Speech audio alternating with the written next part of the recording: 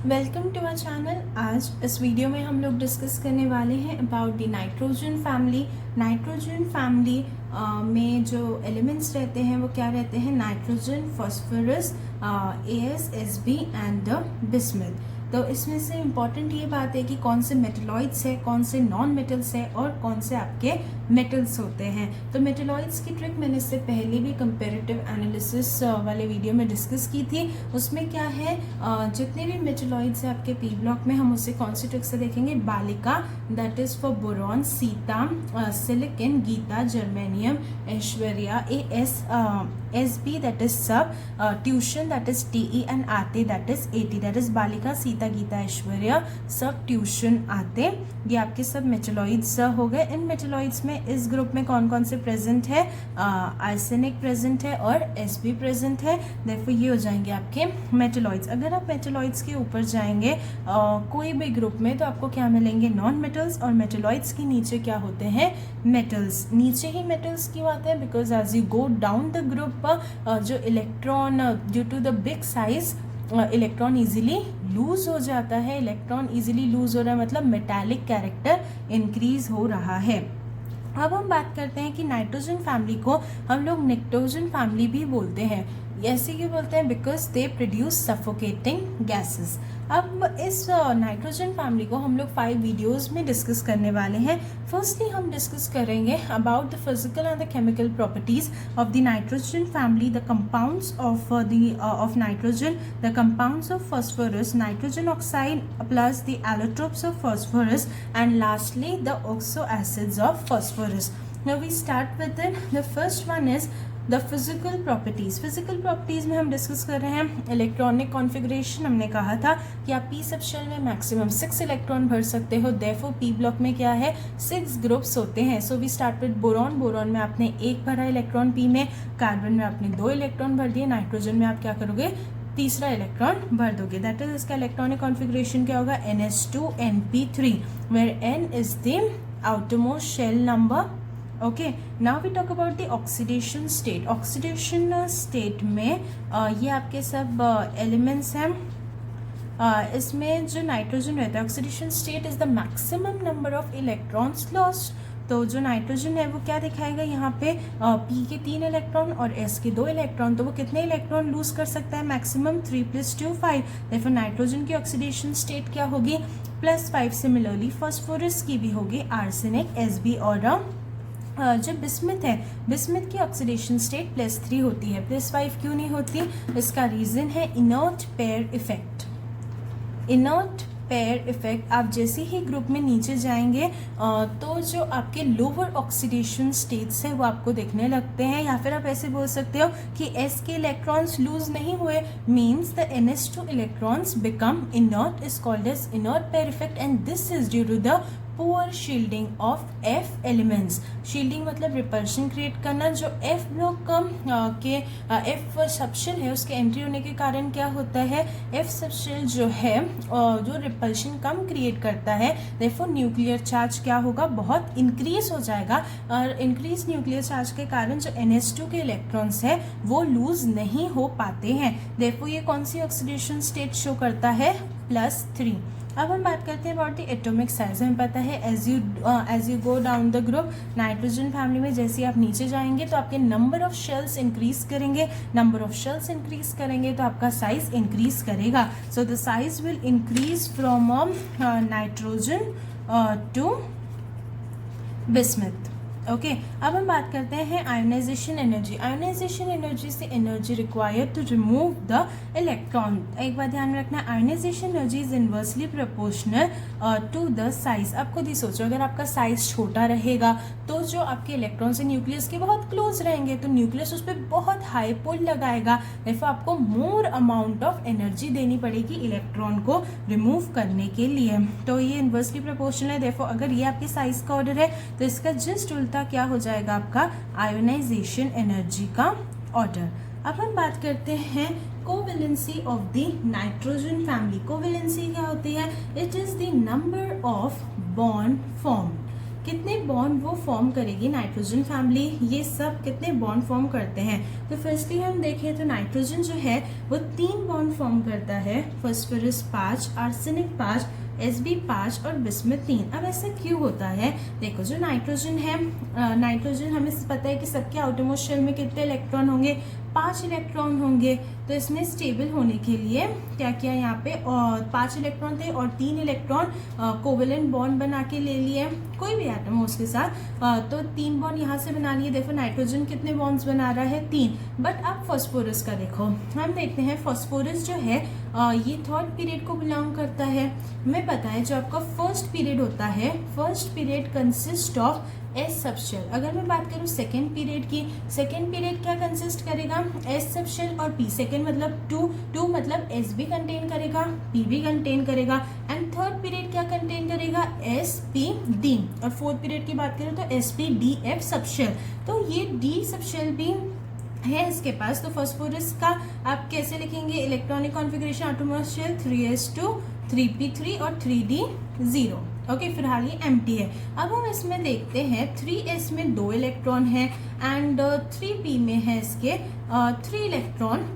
तो अब इसको बॉन्डिंग यहाँ पे करना है, तो ये इसकी ग्राउंड स्टेट होगी। अगर मैं एक्साइटेड स्टेट की बात करूँ तो यहाँ पे एक जो इलेक्ट्रॉन है ये पेयर है यहाँ पे, तो ये इलेक्ट्रॉन एक्साइट होके चले जाएगा जो इसका एम्प्टी 3d है वहाँ पे, एंड एक्साइट होके यहाँ पे आ जाएगा। तो देखो अब इसके पास 5 अनपेयर्ड इलेक्ट्रॉन है। If it has 5 unpaired electron it can form 5 bonds. Okay, तो यहाँ पे उसने क्या किया, 5 बॉन्ड बना लिया। सिमिलरली एस और एसबी भी 5 बॉन्ड बनाते हैं। बट अगर मैं बिस्मुथ की बात करूं तो बिस्मुथ में हमने देखा इनर्ट पेयर इफेक्ट के कारण उसके जो एस के इलेक्ट्रॉन्स हैं वो क्या हो जाते हैं, इनर्ट हो जाते हैं। वो जो है रिएक्शंस में पार्टिसिपेट नहीं करते, तभी तो उसकी लोअर ऑक्सीडेशन स्टेट आ रही थी। सिंस वो पार्टिसिपेट नहीं करेंगे बॉन्डिंग में, ये मैक्सिमम कितने बॉन्ड बना सकता है, 3 ही बॉन्ड बना सकता है। बट अगर आपको मैं क्वेश्चन पूछूं what is the maximum covalency, maximum मतलब अगर देखो ये जो नाइट्रोजन है, नाइट्रोजन जो है ये जो उसके पास 5 इलेक्ट्रॉन थे, 3 इलेक्ट्रॉन से तो उसने बना लिया कोवेलेंट बॉन्ड। बट उसके पास ये लोन पेयर भी तो है। जब भी एटम के पास लोन पेयर होता है there is a possibility to form coordinate bond. Okay, तो ये क्या फॉर्म कर सकता है, यहाँ पे लोन पेयर डोनेट करके जो बॉन्ड बनता है उसे हम क्या कहते हैं, कोऑर्डिनेट बॉन्ड। तो नाइट्रोजन मैक्सिमम कितने बॉन्ड बना सकता है, 3 तो कोवेलेंट बॉन्ड बना सकता है प्लस एक कोऑर्डिनेट बॉन्ड बना सकता है। देयरफॉर मैक्सिमम कोवेलेंसी पूछो तो कितना हो जाएगा इसकी, नाइट्रोजन की 4। And if I talk about phosphorus तो उसकी कितनी हो जाएगी, 6 हो जाएगी। बट आप बोलोगे उसके पास तो 5 इलेक्ट्रॉन थे, अब नाइट्रोजन के पास तो लोन पेयर बचा नहीं, उसने उससे एक्साइट कर दिया और उसके भी कोवेलेंट बॉन्ड बना लिया, तो उसकी कोवेलेंसी मैक्सिमम 6 कैसे। इसका रीजन है बेटा, इसके पास वेकेंट 3d ऑर्बिटल होता है। अगर यहाँ पे वेकेंट ऑर्बिटल है तो अगर कोई एटम दूसरा आता है तो वो अपने लोन पेयर वेकेंट ऑर्बिटल को डोनेट कर सकता है। फॉर एग्जाम्पल मैं बोलती हूँ PCl6-, क्लोरीन आया, उसने अपना जो लोन पेयर है उसके यहाँ पे वेकेंट ऑर्बिटल में डोनेट कर दिया। ऐसे तो 5 बॉन्ड बनने थे तो आप बोलोगे PCl5 ही बनना चाहिए, बट वेकेंट ऑर्बिटल के कारण PCl6- भी बनता है। Therefore maximum covalency 6। Similarly in दोनों की क्या हो जाएगी, 6 हो जाएगी। बट बिस्मुथ फिर भी 3 ही मैक्सिमम दिखाता है due to the inert pair effect. Inert pair effect इतना डोमिनेट करता है due to the involvement of f subshell कि वो एस के इलेक्ट्रॉन्स को पार्टिसिपेट करने ही नहीं देता। ना वो नाइट्रोजन जैसे कोऑर्डिनेट बॉन्ड बना सकता है, ना अपनी ऑक्टेट एक्सपेंड कर सकता है बाकियों के जैसे। तो ये बात आप ध्यान में रखेंगे बिस्मुथ की। तो ये हमने देखा about the number of bonds formed by the nitrogen family। तो एक बात मैंने छोड़ दी, जो ऑक्सीडेशन स्टेट होती है ना, ऑक्सीडेशन स्टेट में ये सब तो पॉजिटिव ऑक्सीडेशन स्टेट है, बट जो नाइट्रोजन होता है ना, नाइट्रोजन फैमिली ही ये इलेक्ट्रोनेगेटिविटी इनकी बहुत हाई होती है। नाइट्रोजन, ऑक्सीजन, फ्लोरीन, इनकी इलेक्ट्रोनेगेटिविटी हाई होने के कारण ये तीनों ही एक नेगेटिव ऑक्सीडेशन स्टेट भी शो करते हैं। तो नाइट्रोजन कौन सी नेगेटिव ऑक्सीडेशन स्टेट शो करता है, -3। तो ये भी आपको ध्यान में रखना है। अब हम बात करते हैं about the allotropes of the nitrogen family. आपको ध्यान में रखना है कि नाइट्रोजन और बिस्मथ ये दोनों ही एलोट्रोप्स फॉर्म नहीं करेंगे। बिस्मथ तो मेटल है इसलिए एलोट्रोप्स नहीं फॉर्म कर रहा, एंड नाइट्रोजन भी एलोट्रोप्स फॉर्म नहीं करता है। बाकी फास्फोरस के एलोट्रोप्स इंपॉर्टेंट है, ये हम अलग से एक वीडियो में सीखने वाले हैं, एंड बाकी के इतने इंपॉर्टेंट नहीं होते। Now we talk about the atomicity.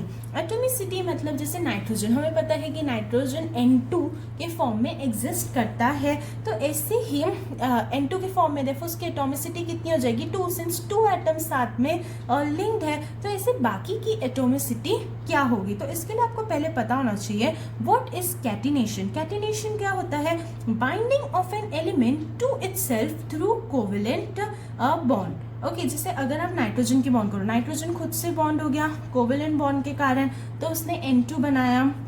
सो ये ऐसे अपने आप से लिंक क्यों हुए, लिंक करके 2 एटम लिंक हुए, देयरफॉर एटोमिसिटी 2, बट क्यों लिंक हुए, this is because of the property of catenation. तो अगर मैं फास्फोरस की बात करूं तो फास्फोरस कैसे एग्जिस्ट करता है, P4 की फॉर्म में एग्जिस्ट करता है, AS4 and then we have Sb4, and bismuth क्या करता है, बिस्मथ में क्या होती है मेटेलिक बॉन्डिंग। अगर वो मेटेलिक बॉन्ड के हिसाब से एग्जिस्ट करता है, therefore it does not forms like this covalent bond. Okay, because ये सब किससे हुए, कैटिनेशन। कैटिनेशन में क्या होता है, कोवेलेंट बॉन्डिंग। तो अब क्वेश्चन एक बहुत इंपॉर्टेंट पूछा जाता है कि फास्फोरस जो है वो P4 जैसे एग्जिस्ट करता है, बट नाइट्रोजन N2 जैसे क्यों एग्जिस्ट करता है। सो ये क्वेश्चन का आंसर क्या होगा, जब का कैटिनेशन है bonding with itself, it is directly proportional to the strength of the sigma bond या सिंगल बॉन्ड जो आप बनाते हो, तो स्ट्रेंथ ऑफ सिंगल बॉन्ड जितनी ज़्यादा होगी आपकी, उतने ज़्यादा आपके कैटिनेशन होंगे। जितना कैटिनेशन होगा उतनी लॉन्ग चेन होगी, उतने एटम साथ में जुड़ेंगे और उतनी ही आपकी एटोमिसिटी होगी। बट क्या होता है, नाइट्रोजन जो होता है ना, उसका साइज जो है वो छोटा होता है। क्यों छोटा होता है, because it belongs to the second period. हमें पता है आप नीचे जाओगे तो साइज इंक्रीज करेगा, बट इसका साइज छोटा है, एंड ये क्या कंसिस्ट करता है, lone pair, and lone pair में होता है आपस में repulsion, and whenever there is high repulsion तो बॉन्ड स्ट्रेंथ जो है वो क्या हो जाती है, कम हो जाती है। बॉन्ड स्ट्रेंथ कम होने के कारण यहाँ पे इतनी हाई कैटिनेशन प्रॉपर्टी नहीं शो करता है, देयरफॉर नाइट्रोजन N4 नहीं फॉर्म करता, क्या फॉर्म करता है, N2। तो ये रीजन है N4 नॉट फॉर्म्ड का।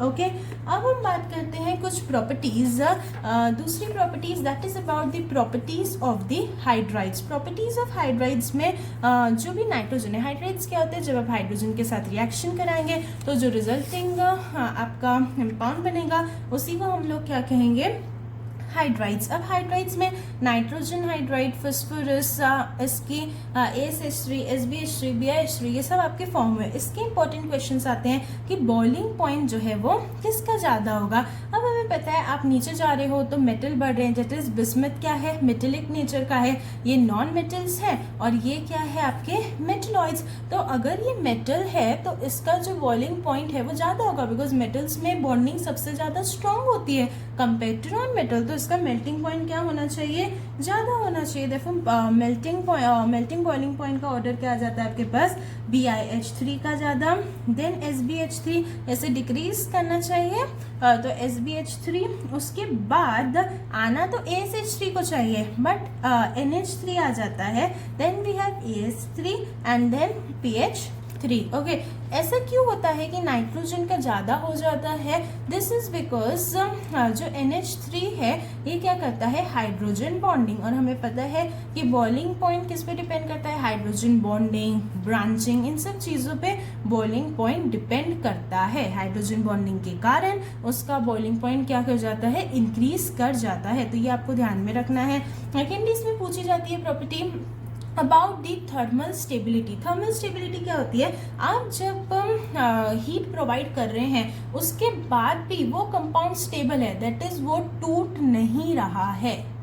ओके, इसे ही हम क्या बोलेंगे, थर्मल स्टेबिलिटी। बट अब देखो as you go down the group, आप जैसे ही नीचे जा रहे हैं तो BiH3 ये बन रही है आपकी हाइड्राइड। अब बिस्मथ जो है, बिस्मथ का साइज कैसा होगा, बड़ा होगा, एंड हाइड्रोजन का साइज क्या है, छोटा है। सिंस ये इसका साइज छोटा, इसका साइज बड़ा, इनमें जो ओवरलैपिंग होती है ना वो अच्छी नहीं होती। अगर ओवरलैपिंग अच्छी नहीं है, मतलब ओवरलैपिंग ऐसे बॉन्ड अच्छा फॉर्म नहीं कर रहे, बॉन्ड अच्छा फॉर्म नहीं करेंगे तो वो बॉन्ड क्या होगा, सबसे जल्दी ब्रेक हो जाएगा।